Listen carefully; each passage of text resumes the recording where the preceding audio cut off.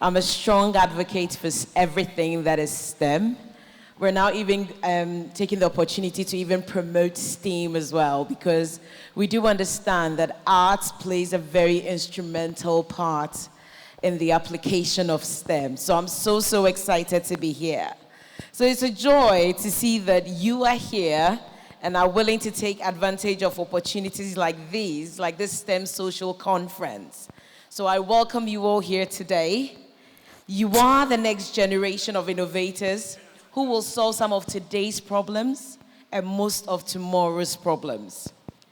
Ghana and Africa at large has many problems, some related to housing, roads, infrastructure, congestion, sustainability issues, farming and agriculture, healthcare, and many more. But to solve our problems, we must start thinking today. And not just thinking. So I will just share a few things that must happen to make an exciting future powered by STEM possible. In this room, if I were to ask who your role models are, I am sure some of the first names out here is, let me see by hands. How many of you will say Steve Jobs? How many of you will say Elon Musk? How many of you will say Mark Zuckerberg? Yes, Jeff Bezos, and many other things. And there's nothing wrong with these role models. But today, I want to share a different approach. I'm going to tell you about 4 interesting people and some things that you probably did not know about them. My aim is to inspire you and awaken you into your future roles. So how many of you have heard about Raphael Amato? He was born in Quetta from very humble beginnings.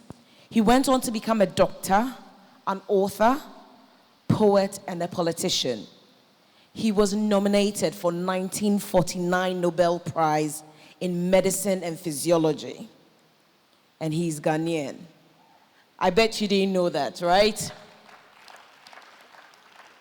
And let me toot a little bit of horn about my current president and provost of Academic City University. How many of you have heard about Professor Fred McGugan-Lurie?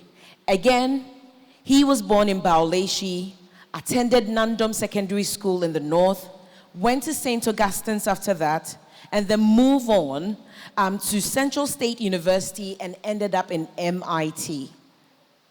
He was the finalist of the 2009 NASA Astronaut Candidate Corps, a feat which will have nearly seen him going to space as the first African.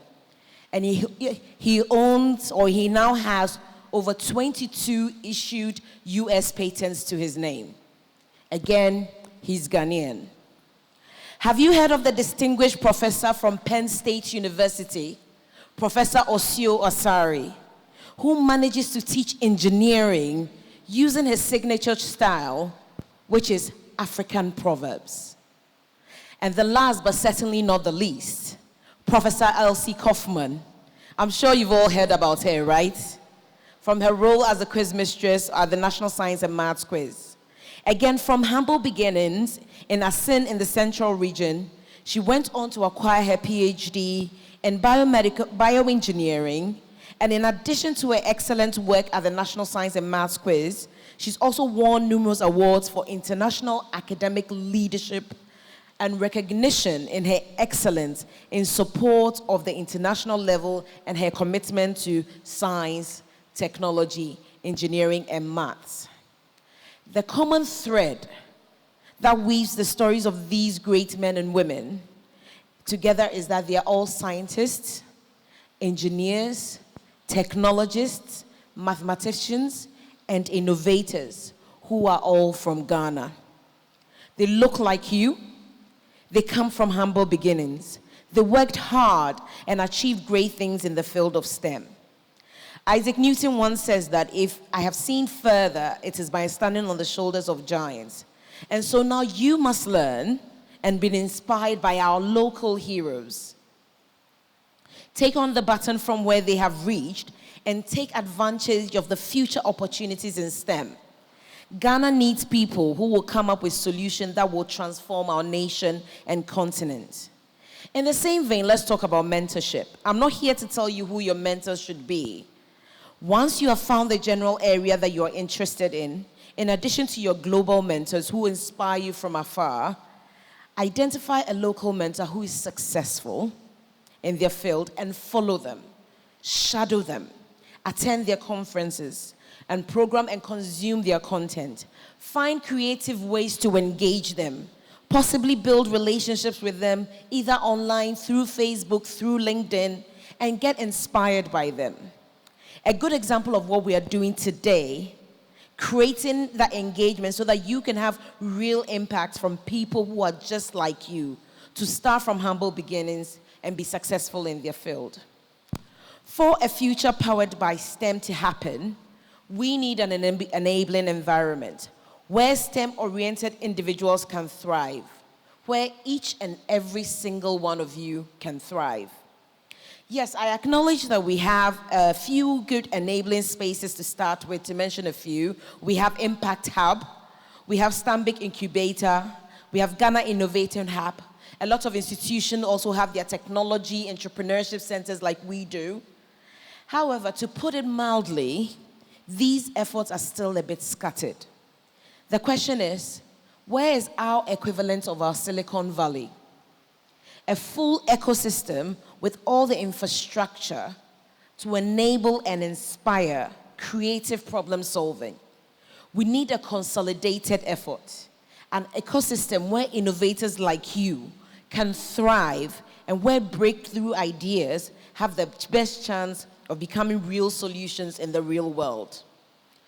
One of the things that we need to happen is that if we are to awaken the next generation of innovators, we need to make sure that our STEM education, we need to change our STEM education so graduates will be able to develop solutions that use new and emerging technologies and are reflective of future trends.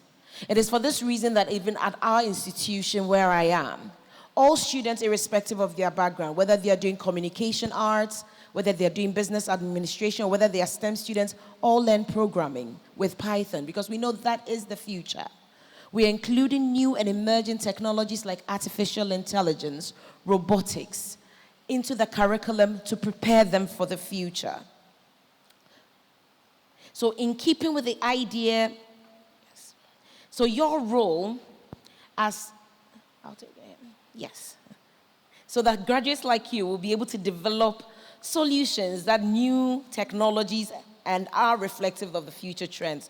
So technologies, as I have mentioned, artificial intelligence, robotics, everybody's talking about big data, medical opportunities, all lying and overlapping in the intersects within some of these technologies. We do believe that the true future of innovativeness doesn't lie in isolation of these programs, but rather how they intersect and what we can do in Ghana, in Africa, within those regions. Your role as young people is to identify situations that offer courses or institutions that offer courses that reflect new technologies and take advantage of that education that will enable you to become future ready and equipped to solve tomorrow's problem. In conclusion, I want to say that simple solutions to everyday problems can make a big impact. Consider how many lives were saved during the pandemic as a result of the impact of the work of one of our own, a Ghanaian biological scientist and inventor, Veronica Beko, and her Veronica Bucket. In keeping with the idea of appropriate technology, she used readily available materials to create a simple solution to a problem that has impacted many, many lives of people all across the continent. You can do the same if you position yourself properly, if you study the relevant courses, and you are exposed to new and upcoming technology trends, if you engage with your mentors, if you take up internships, and you do research work, take up activities such as this that inspire your creativity. The combination of technical skill and creative acumen will position you as an effective problem solver and prepare you for the future powered by STEM. There are so many opportunities around us as STEM ambassadors, as educators, as industry specialists, as students of STEM. We must all come together in an enabling ecosystem and environment. We must wrap ideas off each other and work together to create the best solutions to Ghana and Africa's problem. I want you to make a promise to yourself that you will be part of the group that will make it happen. So what I will say to you is, today, this whole conference, make sure you make your mark. Thank you, and God bless you.